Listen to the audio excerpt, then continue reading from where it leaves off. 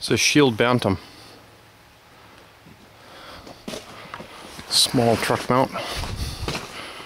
The chicken logo. Waverly, Iowa.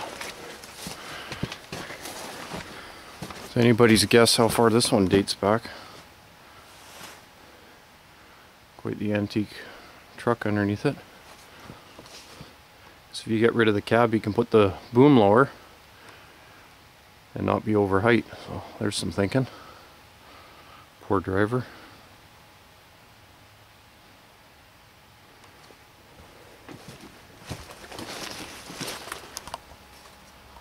And the bucket on it. Oh, it's on an army surplus power wagon.